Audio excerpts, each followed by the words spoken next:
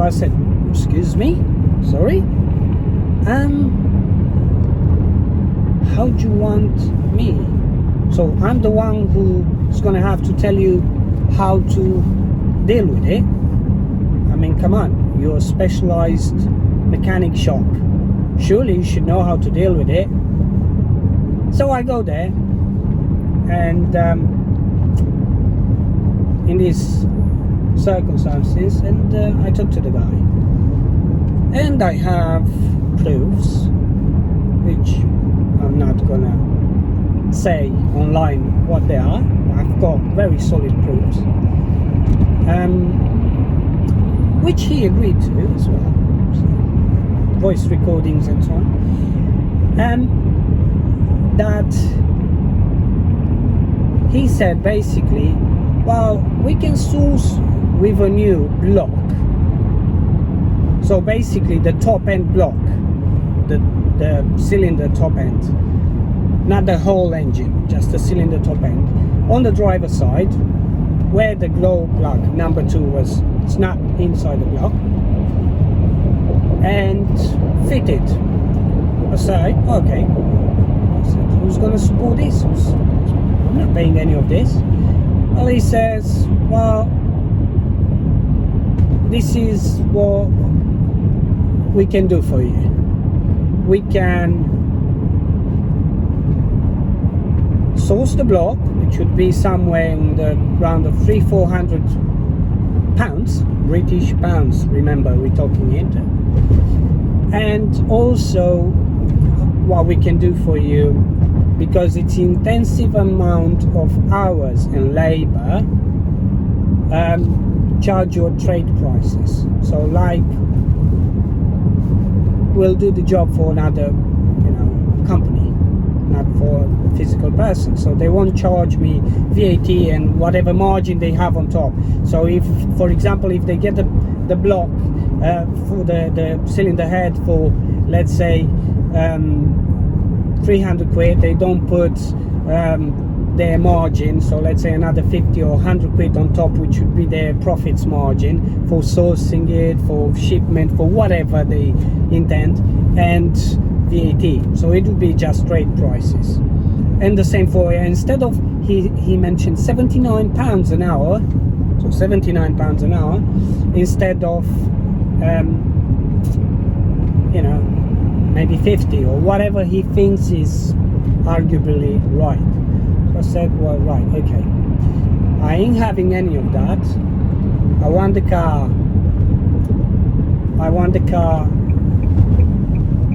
If you want to put it back together, as in the common rail was out, obviously, to have access to the glow plug, to have more room so they can drill and all that. It's fine. If you want to just chuck the things into the boot, you chuck the things into the boot, and that'll be it. And I don't want you to touch the car anymore. When I mean I don't want you to touch the car anymore, it means don't touch the car anymore, because you've done enough damage. I specifically said you've done enough damage.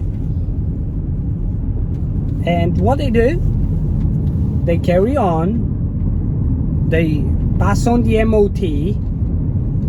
They didn't pass it, they failed it.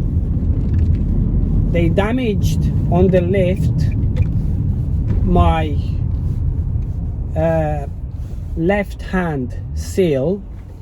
I know it's just plastic, but it's broken. That's gonna cost me another couple of £100 to buy one, even used from eBay, painted, color painted to the color of the car and so on.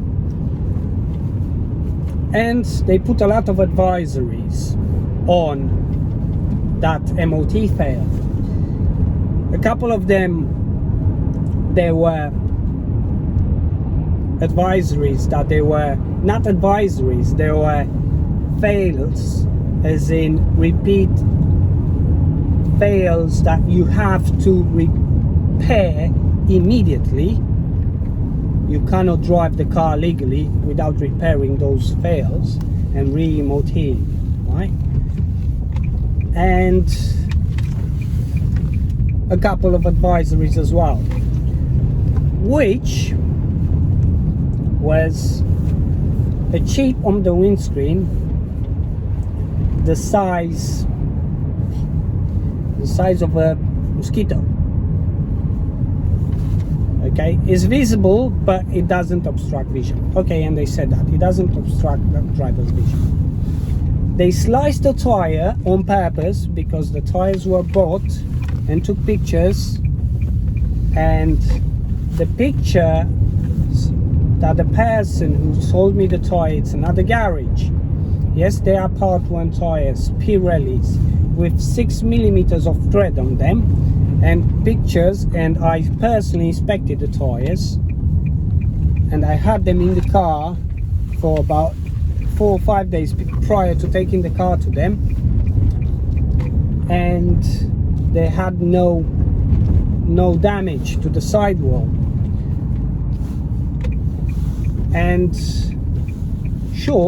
in short, they put as many things on there as they possibly could, so I couldn't drive the car legally, not even to an MOT center. Well, I can, but yeah. So they don't find all the shite they've done. Now, basically, what's that saying about the garage, in my opinion? Right? In life, I'm gonna make a short analogy here for those of you that understand it. I will explain it as well if you don't. Is you want to build the highest building in town. You have 2 choices to do that. 2 options. You start by building a building, right? A building, whether it's a building, whether it's a business, whatever it is, right? Start by building it, brick by brick. And then after you build it, you tear everyone else's apart. So you just literally destroy everyone else around you. And then you'll end up in short time with the biggest and the tallest building or business or whatever you want to build in town, right? Okay, so that is your number 1. Number 2,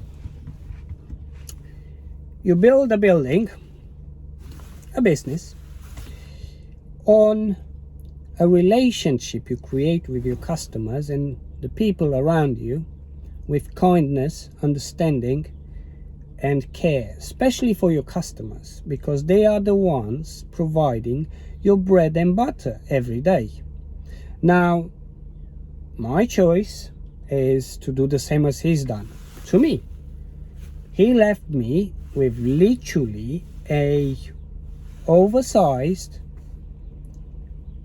2-ton paperweight on my drive. Yes, it can be fixed. Yes, it's gonna cost me probably another £1,000, but it's gonna come out of my pocket because of his mechanic's mistake. All right? Is that fair? So in the comments, you can bombard me with all the things you can. I might be obnoxious. I might be, I don't know, a Romanian twat who speaks 4 languages, you know, and tries to build a business and raises 4 children. I might be sarcastic sometimes. I might be whatever. But was that right, what he's done? All right? Now, I have options, obviously. Solicitors take him to court, go after his business and tear him apart, the same he's doing, because if he's doing this to every single client, then, you know, it tells a lot about the kind of person he is. He must be a very frustrated person, you know, doing this to every single one. And then, oh, well, I said to him, oh, sorry, but I run a limited company. I have to have a liability insurance. If I go and work on an airplane, onto a Formula 1 car and build a part, I have to have a liability insurance, and my skill come into place to make that part to the best of my knowledge and aptitudes and skills. If I don't do so, that company is going to come after me if some accident happens and say, right, you provoked this, it's your fault, so you have to, whatever, someone died, someone got into a terrible crash, whatever, you've done things wrong. And he wouldn't take any blame of it. The client has to still pay for it. Oh, it's trade prices. I'm going to charge you trade prices. Hold on a minute, it's your mistake. Assume the responsibility. So there's no responsibility in these days. No one wants to take it. Is that right? Is that the society we want to grow up our children in? Now you tell me, what should I do? Should I take him to court? Should I go to traders? You know, I can do that. I can go after his business and I can do exactly the same. I'm going to end up with the business standing up on my feet and he's going to be right below. Should I go on all the forums chats and start putting his name and tarnish him to mud? I have all the evidence in the world, photos, films. Even the engine cover was under the car, near the tire. The lift nearly crushing it while the car was sat on the floor. The engine cover, yeah, it's a bit of plastic, but still the clients. So this is the kind of care. The car was delivered, not even washed. I'm gonna put pictures and videos of that as well. The screws from the common rail were on the plastic tray where the water, on the plastic where the water goes, the rainwater, on the catch. So if I wouldn't lift the bonnet to see, probably do, and started driving the car, let's suppose I could have. I can't without the common rail, without etc, etc. But let's suppose I would lose the screws. What sort of garage is that? I don't know. But I think this pandemic has got a lot of people crazy. And I paid the bill in full. I paid a 469 quid, point whatever pence in quid, under protest. Why?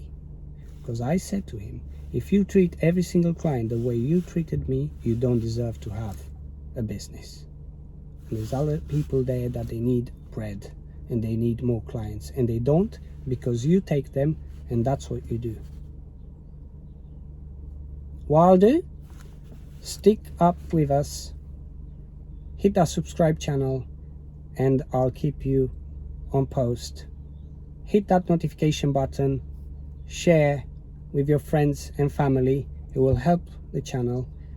And again, I'm not doing this to be YouTube famous. I'm not doing this because I want to be a multimillionaire. The channel has 45 subscribers, as many of you probably can see.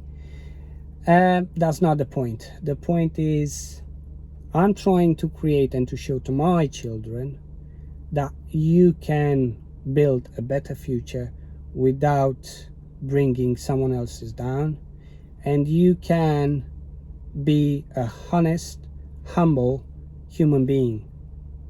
And that's what I want to be remembered for. And one day when I'm not around and they'll see all these little videos on YouTube, they'll know, my two sons, this is who Dad was.